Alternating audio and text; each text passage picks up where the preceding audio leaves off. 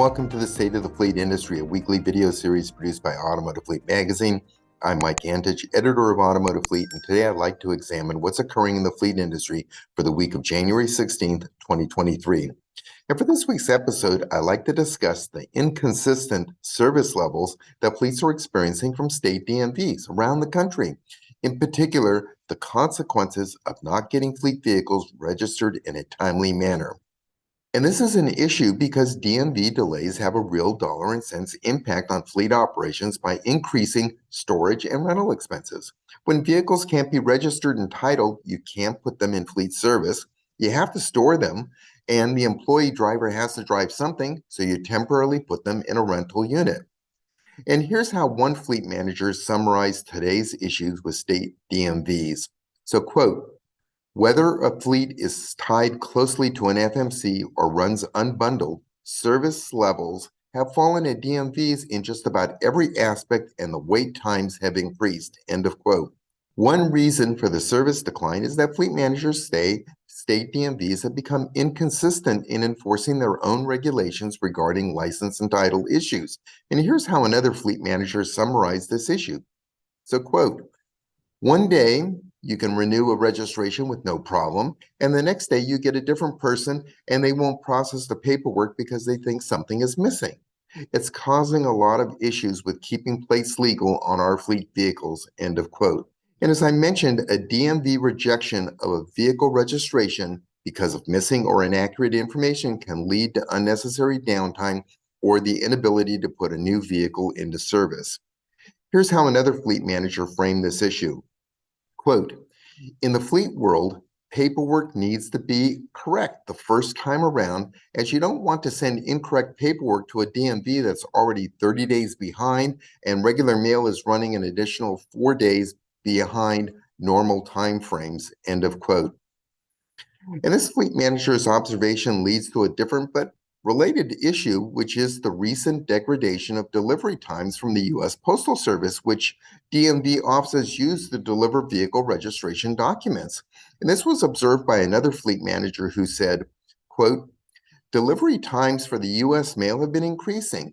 First, there was an increase in lost mail. Other times, it's taking weeks to get mail from point A to point B. But with this increase in mailing time, the DMVs are not adjusting their processing times, end of quote. This fleet manager went on to say, quote, in the past, it used to take 3 weeks to renew a registration because DMVs were fully staffed and the mail moved in 4 to 5 days. But now we're seeing it take up to 6 weeks to get a renewed registration because of the mail delays, end of quote.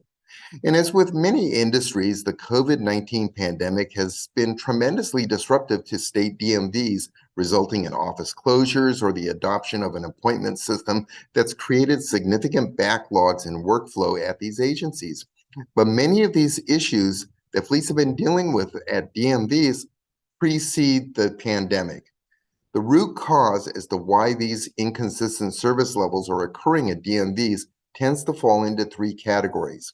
First, there's a staffing constraint at many DMVs. Many DMVs are working with fewer people, experiencing higher turnover, and losing experienced employees. Second, the aging legacy computer systems at some DMVs are just prone to system outages. And third, there's internal reluctance by rank and file workers to change DMV processes that are needed to fully take advantage of today's technology. If you follow the news, there's been a steady stream of temporary disruptions occurring with state DMVs around the country. And for the purposes of this video report, I like to examine the last 6 months of calendar year 2022 from June to December.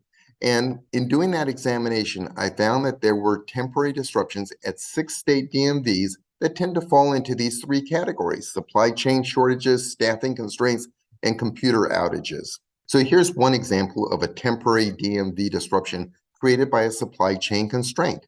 So on September 26, 2022, the South Carolina DMV had to temporarily stop the issuance of license plate decals and registration cards for several weeks due to a supply chain issue caused by a vendor's shortage of paper stock used to print these cards and decals. The vendor ran out of this specialized type of paper and adhesives, and was unable to replenish the inventory in a timely manner. The next common cause of DMV delays centers on staffing constraints, which is the case with the Nevada State DMV that says it has increased the time to process vehicle licensing and titling simply because it doesn't have the people. Today, the Nevada DMV is experiencing the largest staffing shortage in its history. And like many other businesses today, in government, in private sector, the Nevada's DMV says it's struggling to recruit quality applicants and to retain quality employees that are presently on staff. But the primary reason for DMV delays tend to focus on aging computer legacy systems that are still in operation at some DMVs.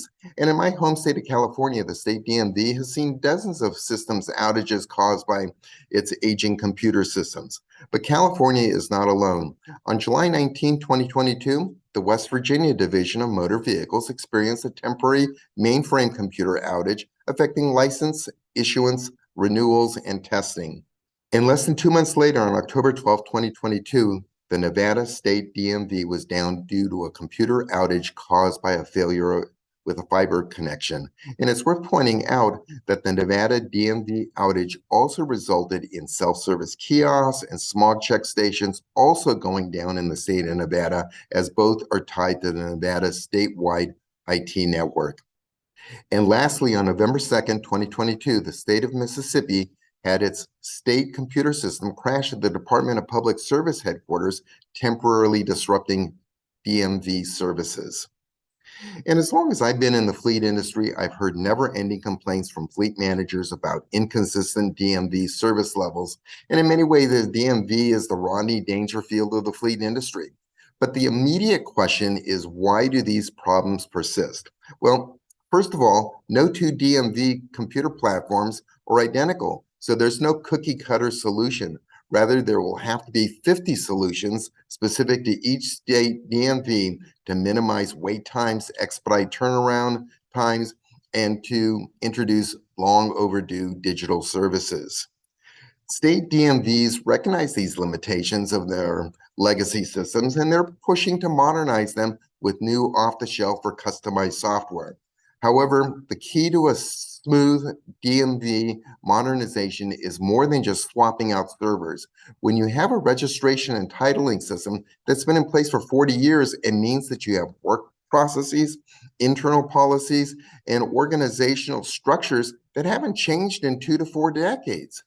This multi-decade institutionalization of how vehicles are registered and titled sometimes creates a resistance to changing business processes to accommodate new technologies at some DMVs. However, despite these obstacles, there's a real trend to modernize computer systems at state DMVs, but this represents a sizable expenditure of taxpayer monies for some cash-strapped state governments that just can't afford the new computer platforms. But perhaps more importantly is a recognition that transformation does not occur quickly at many governmental agencies. I'm convinced that these changes will happen at state DMVs, but it's the speed of change that's a big question mark in my mind. So with that said, I'd like to conclude my State of the Fleet Industry presentation for the week of January 16, 2023, and I'd like to thank you for watching.